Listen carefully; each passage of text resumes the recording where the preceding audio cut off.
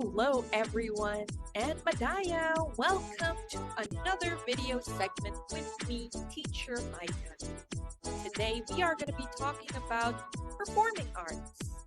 Let me share my screen.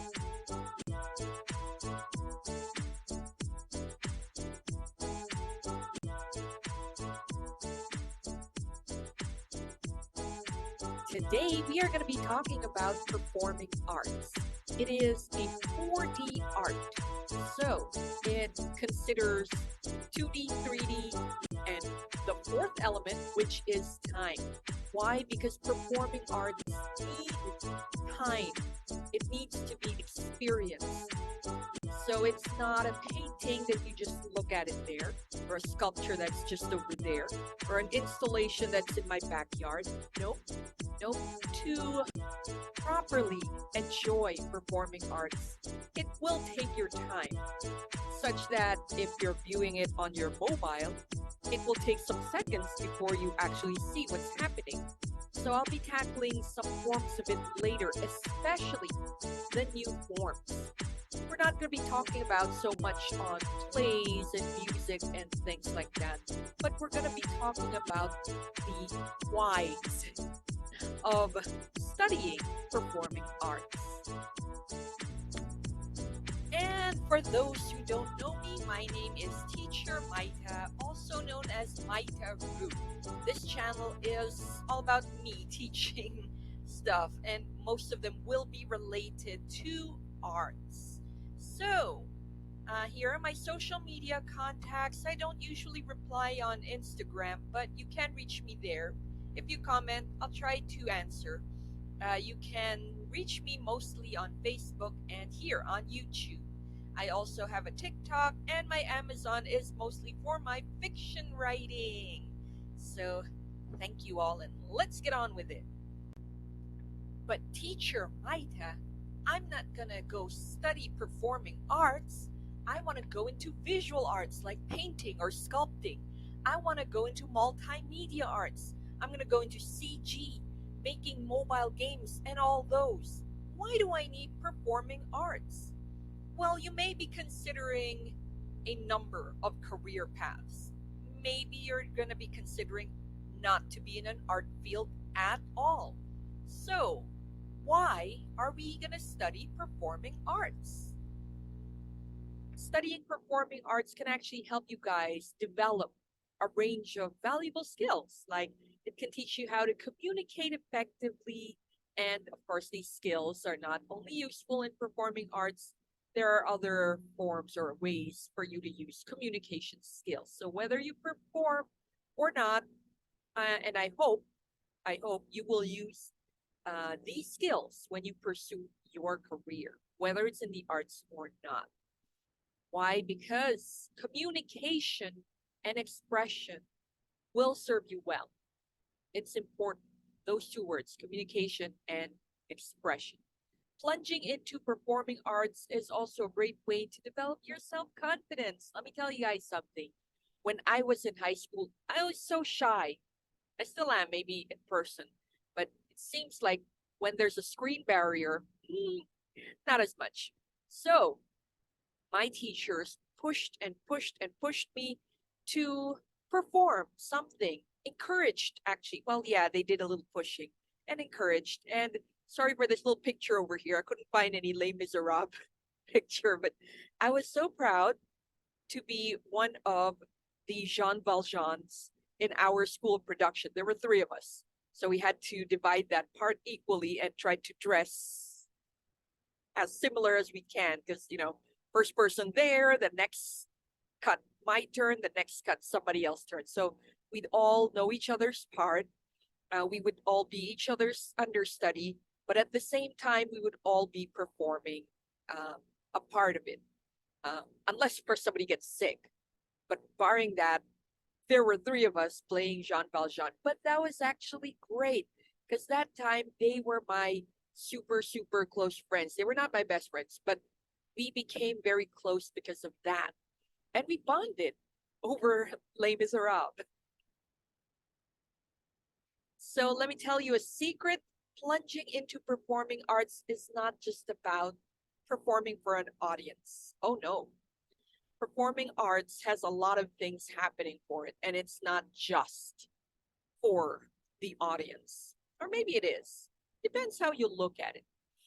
There is such a thing called new form media in performing arts.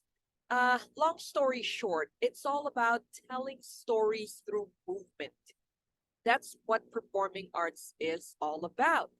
Nowadays, humans don't actually need to be the one doing the moving.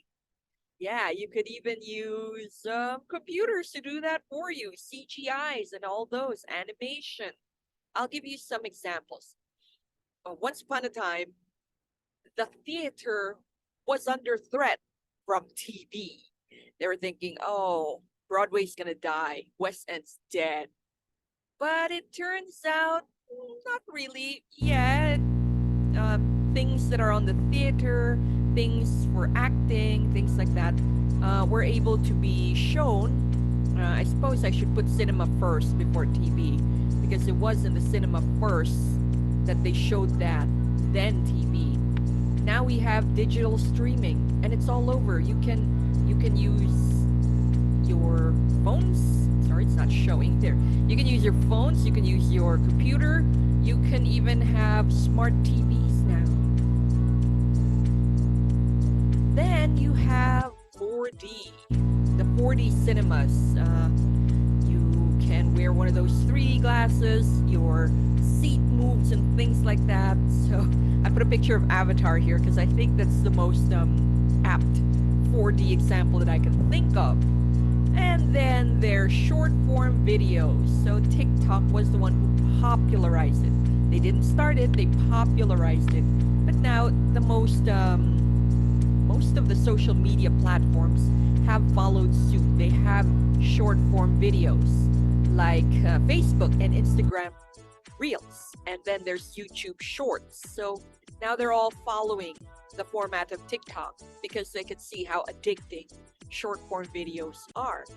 Then you have AR and VR.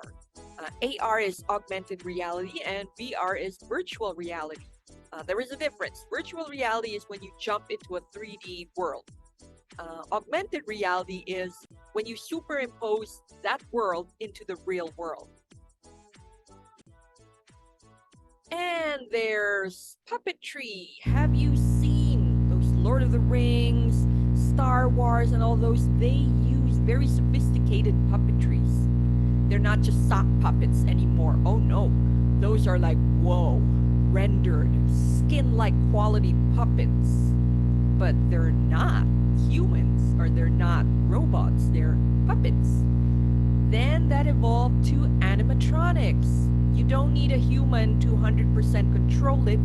You can have as less human as possible and just input the controls to animatronics. That kind of evolved to 3D. We have CG arts. With computers, sky's the limit. We even have those mocaps. Well, of course, they use that in Avatar and a wide variety of films. Now, I really like to look at mocaps of Resident Evil and all those games where they use mocaps for games, mind you, because they really capture the expression on their faces. Like, it's like, whoa.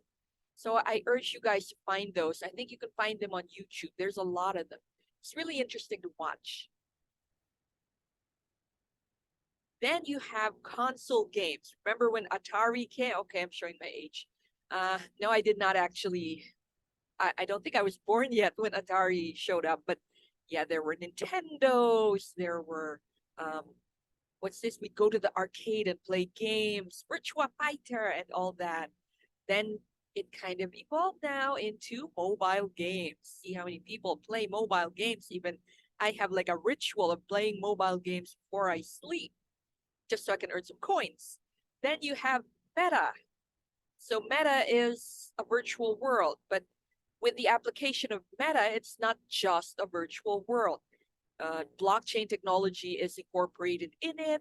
There's NFT arts in it, and there's gamification in it. So it's like a whole new world on its own. Isn't that interesting? Now, all those will involve the knowledge of performing arts, especially anything to do with humanoid 3D. You need to know how humans actually move.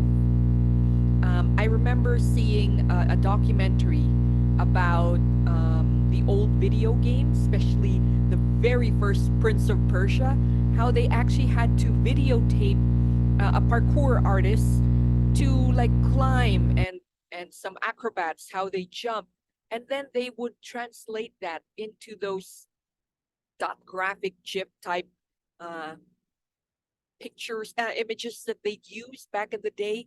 So, whoa, isn't it? Now you have mocap to do that. Anyways, we're now in a 21st century world. And in a 21st century world, it's important that you have 21st century skills.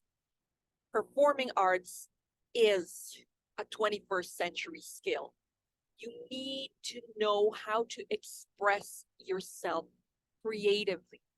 You need to know how to express a story, to tell a story, because right now you can't really sell anything anymore without a story. So even online, you need to be an effective communicator. You need to communicate what you want to say. Like in Resident Evil, it's a zombie game. What more can you communicate there? Well, it's such a big world now. It's, it has conspiracy theories. Where did they get these zombie elements? Where did they get this? Who's involved? Politics and all that. They've effectively communicated an ordinary zombie game into something. Just so you know, at the beginning of this pandemic, half of me was thinking, oh my gosh, this is Resident Evil, isn't it? It starts in Wuhan and it's going to spread everywhere else. Just waiting for the zombie to happen. Now it's in my mind. That's how effective their communication was. I was on ground um, trying to escape the pandemic by going further into the province. And it feels like the beginning scene of World War Z. There you go. Anyways, how do I use performing arts? Because mind you, I don't actually perform. The few times that I did perform in high school was it. I have not touched the stage since. Where am I using performing arts? Well, I do use a lot of it when I'm writing. I need to know, hey, how did they do this? How did they touch his face? How did they just poke him in the eye? Things like that. You need to express that really well. I don't know if I've expressed it as well as I can, but I tried. I teach performing arts, definitely. And I use performing arts when I'm doing my creative freelance work. Um, I do I do a lot of creative freelance work, not all of them in the art department. So for you to be project manager, which most of my tasks are project managing, if not project managing, creating games, figuring out games, figuring out, I don't even figure out the dynamic of the games, but I do figure out the stories and themes of the games. That's how I use performing arts to effectively communicate that. When I'm facing a client, I build in my head this interesting thing that, of course, I kind of know who the clients are, what do I think they want, and I try to play a part. Not that I'm being plastic or anything. It's just that you need to be jovial. You need to communicate to them in a way that they feel at ease because you have to work with them and they don't care if what happens to the project. They just need a good project, and for you to have a good project is when you communicate well, because sometimes your artists, they can't face client, they freeze up and become a deer in a headlight. As project manager, that's part of your task. If you freeze up, there's going to be a problem. Therefore, I feel like I'm performing in a stage. Maybe that's part of my imposter syndrome. I need this way to play a character. Otherwise, nope, freeze like a deer here. Even in class, I found that you can throw me in class anytime. When I'm in class, I am the part of teacher Maita, but you throw me somewhere else and I'm out of my element. Dude, I'm so lost. I'm lost. So even now, as I'm doing my YouTube for you guys, as Teacher Maita. It feels like I'm playing the part of Teacher Maita. Who is Teacher Maita? She is a teacher who loves art. She is someone who teaches art, all aspects of art. And that's how I use performing arts. Well, that's up to you guys. This one is based on my experiences, of course, because I really, really, really believe that effective communication can be taught to you by performing arts. And if you are an effective communication, that is when you are truly an artist. So even if you say, I'm not into that, I'm going to be going into visual arts. But if you're going to paint, especially portraits or human figures, you need to know body movements. You need to know the human figure. So that's what I'm actually trying to teach my students as well. You can't just not, just because you want to specialize in something doesn't mean you can't or not have to learn all aspects of it. We'll be learning things in class. We'll be learning visual arts. We'll be doing different types of medium just so people can, or the students can try different mediums. We're going to be using multimedia programs, but we're also going to learn performing arts because it is the most effective way for you to communicate. You cannot communicate your multimedia arts without having the background of visual and performative arts. That's my stance into this. So here are my tips. Collaborate, collaborate, collaborate. Make waves, make friends. All right, fine. If you don't want to collaborate with fellow humans, collaborate with AI and the robots, the rise of the machine. Well, up to you. And you won't be collaborating with programs. That is a given. Because in this day and age, who isn't on social media? How else are we going to share our art? And that's an effective form of communication. Now, keep doing it. Keep drawing, keep experimenting, go in front of the mirror, dress up, play with makeup, something, anything. Evolve your art by honing it for the better. Practice, practice, practice, and just have fun. I mean, you don't need to publish anything, right? Up to you. Up to you. So thank you very much. And if you have questions, just drop a comment or reach out to me in my various social media. So here are some of my social media accounts, the ones that I'm really using. And of course, please don't forget to like and subscribe, share if you want to.